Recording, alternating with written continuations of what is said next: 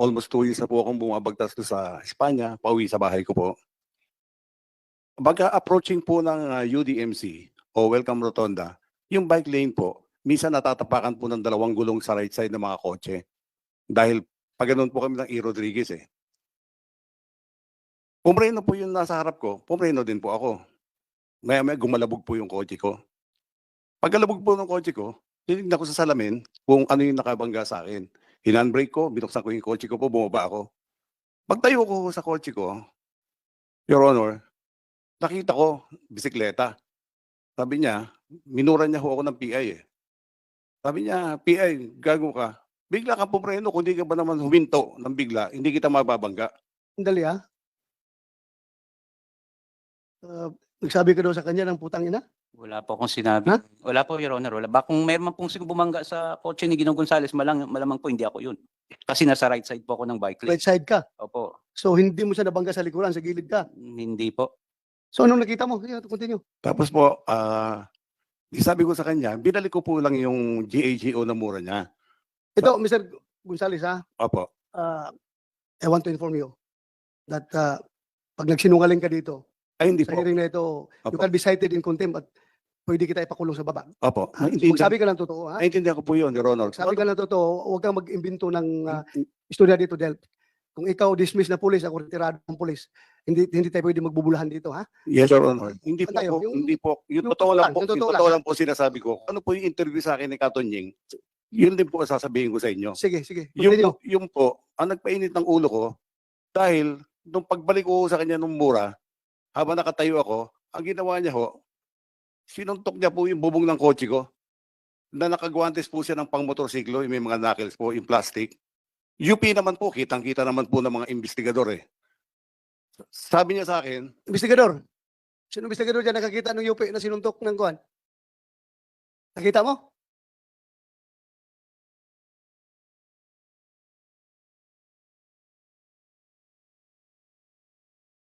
May dent.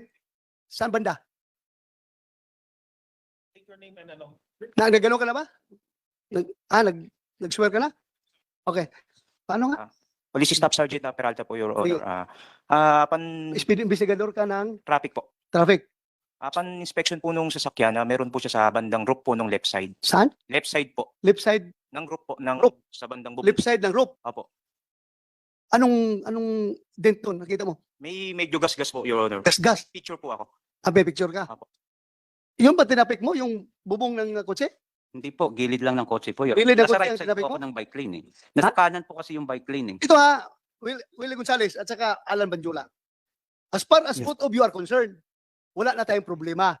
Kasi nagkarigluhan kayo ha? yes, Your Honor. Nagkarigluhan kayo. Yes, Your Honor. Pero my God, please, huwag niyo gawing tanga itong committee na ito na magsisinungaling kayo dito. Yes, Your Honor. Otherwise, may consequence yung pagsisinungaling ninyo ha. Ayaw ko magsinungaling kayo. Opo, Your Honor. Please, Opo. please, ayaw ko mag-contempt ng isang, how old are you? 63 magsi-64 po, Your Honor. 60? 63 po, Your Honor. 63. Matanda ka lang sa akin ng 2 years eh. Ako 61 ako eh.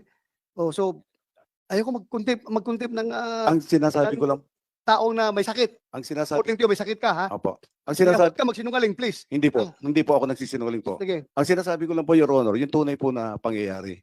Kasi biktima rin ako rito eh. Nawalan ako ng trabaho, na ano ko sa social media, mga anak ko, pamilya ko. Naku, hindi naman po sinuntok yung kotse ko. Siguro yung bangga lang ko sa bumper ko, pagpapasisyahan ko na eh. So, do you confirm na merong Nung in-inspect ko po, Your Honor, may nakita lang po akong parang nakita ka? meron po. Then, Hindi mo tinanong yung biker na ikaw bang gumanon nito? tinanong ko po, Your Honor, ang inamin niya lang po, may parang tinapik siya. May tinapik siya. Opo. Hindi mo tinanong kung saan siya nagtapik. Investigador ka eh. Ano? Tinanong ko po, Your Honor. So, saan daw siya nagtapik? Doon naman daw po sa may bandang sa side po ng bike lane. Sa side ng bike. Bakit mo you took hook, line, and sinker yung sinabi niya na sa bubong, yung ng gasgas? Anong investigador ka eh? Kung inayos mo yung trabaho mo, dapat pagdating dito sa investigasyon na ito, sikat ka na investigador dahil ginawa mo lahat. Pero ngayon, magdududa ang tao sa iyo na baka may pinapaboran itong investigador na ito dahil hindi tinanong talaga kung saan ang kinalabog niya. But anyway, sige. Continue, Willie. Continue. Pagkatapos po noon, dinerty finger po niya ako, o humabol ka kung kaya mo. Sumakay po ako sa kotse ko, agad hinabol ko po siya. Upon reaching Welcome Rotonda, in the middle of the street po, going E-Road and going QA, may kotse po tumabi sa akin. Be sure ha, kay kung mayroong somebody independent from among you two can provide corroborating statement na mag-corroborate kay Alan Banjula, then you are liable to be cited for contempt, ha? Apo, yes, Your Honor. I You're understand, lying, ha? I understand, Your Honor. Kaya nga, inibitahan naman dito yung vlogger. Andiyan ba yung vlogger? Vlogger. Kasi apparently, yung vlogger na yun ang nakakuha sa totoong pangyayari, kaya kayo sinusundan ng vlogger. Kung merong independent mong makapagsabi, mag-corroborate sa kanya, then alam mo na. Mr. Chair, Your Honor. Yes, sir.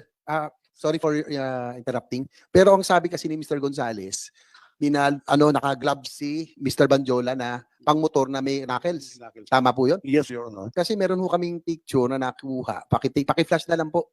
Pwede paki-flash yung picture para lang yung image. Yan po, parang close-up image. Parang wala naman siya. May suot ba kay guantes noon, Mr. Banjola? Naka-guantes ka noon? Naka-gloves ka? Wala pa akong gloves sa... Ayan, Your tama Honor. ba ito? Ito bang Opo, nakikita mo? Wala pa akong gloves kasi nga nasira po yung gloves ko. Oo nga po, itong nasa litrato ngayon, Opo. yan yung incident. Opo. Wala ka talagang gloves. Wala pa akong gloves. Ayun po, yun lang, Mr. Chair. Kasi yun po sinabi ni Mr. Gonzales, may glove siya na may knuckle. Mr. Gonzales, Yes, Your Honor. this picture won't lie. Wala siyang suot na gloves. Ngayon, ikaw pa gumagawa ng istorya, nasuot-suot niya glove na Opo. may hard knuckles. O, tingnan mo, nakita mo. Tingnan mo. Ang makakakita po niyan mismo, yung kanan po niyang kamay, nakagwantes po na makikita naman po ng mga pulis eh. Yung kanang kamay, yun ang kanang kamay niya. Wala ring gloves.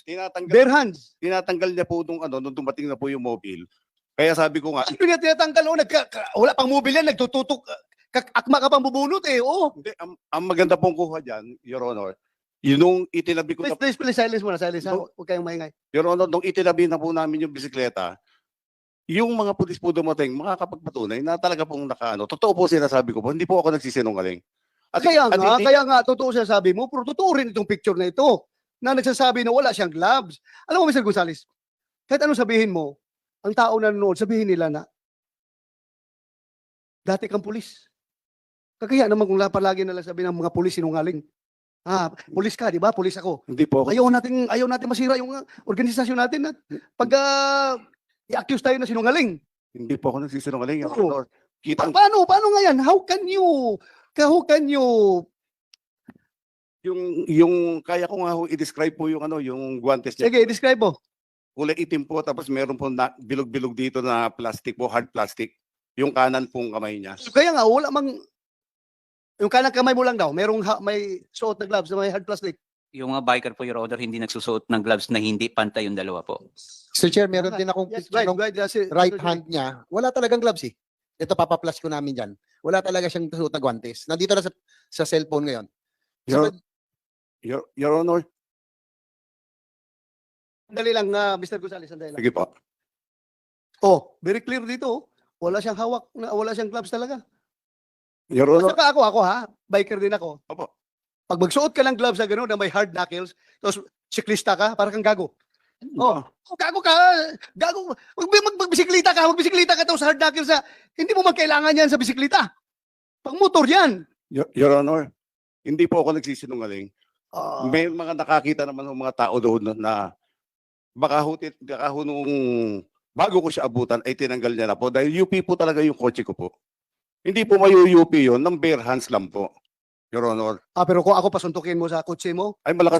mas malaki UP yung kahit na bare hands ko lang. Na ganun ko Yes yung po. kotse mo. Naiintindihan ko po, Your Honor. Pero Sana, huwag tayong manufacture ng istorya dito, Mr. Gonzales, ha? Kasi hindi po ako nagmamanufacture. regardless kung nasabi mo niya sa ibang forum na naniniwala sila, not in my committee. You cannot fool this committee, ha? Yes, Your Honor. Very clear yung nakikita doon sa picture na wala siyang gloves. Yun nga ho ang problema ko. At the time of the incident po, magkaharap po kami.